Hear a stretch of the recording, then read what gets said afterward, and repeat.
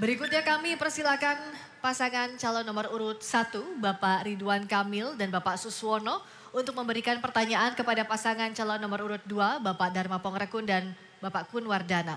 Waktu bertanya 1 menit dimulai sejak Anda berbicara. Terima kasih Pak Kun dan Pak Dharma dan Pak Kun. Tadi kalau kita data yang ada 98% pangan Jakarta ini dipasok dari luar Jakarta. Tentu rawan sekali dalam konteks ketahanan pangannya. Karena kalau bicara ketahanan pangan berarti bicara soal ketersediaan, keterjangkauan dan juga berkelanjutan. Nah, pertanyaan saya kira-kira apakah mungkin dalam konteks inflasi ini kita bisa mengurangi pangan ini berasal dari Jakarta sendiri.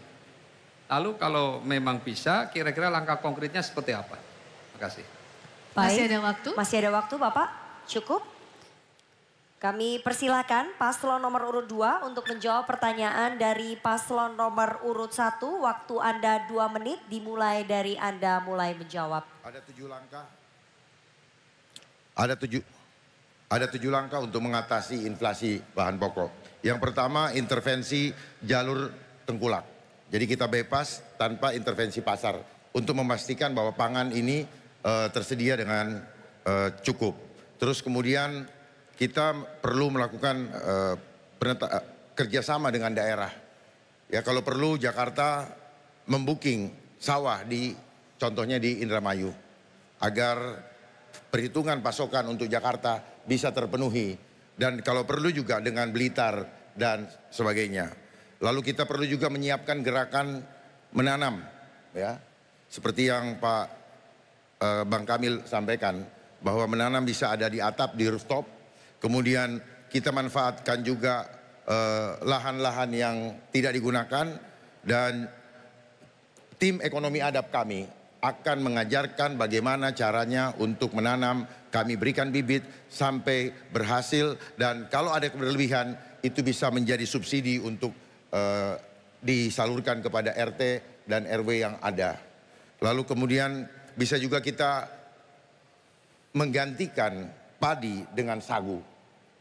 Ya, mungkin ini belum pernah dicoba, tetapi pada saat kita sudah tidak mampu lagi, maka kita perlu mengganti padi dengan sagu. Lalu pengawasan distribusi barang, agar barang cepat didistribusikan kepada masyarakat dan masyarakat kebutuhan akan pangan dapat dipenuhi. Terima kasih. Masih ada waktu, apakah cukup Bapak? Ya, jadi tambahan lagi yaitu penggunaan vertical farming ya. Jadi bagaimana farming itu juga bisa dilakukan di perkotaan dan juga bagaimana mendorong masyarakat untuk hidroponik ya di kawasan masing-masing, kawasan rumah masing-masing. Baik, waktu habis. Terima kasih. Berikutnya pasangan calon nomor urut 1. Mohon tenang hadirin. Hadirin mohon tenang. Berikutnya kami silakan pasangan calon nomor urut 1 menanggapi jawaban pasangan calon nomor urut 2. Waktu 1 menit dimulai saat berbicara.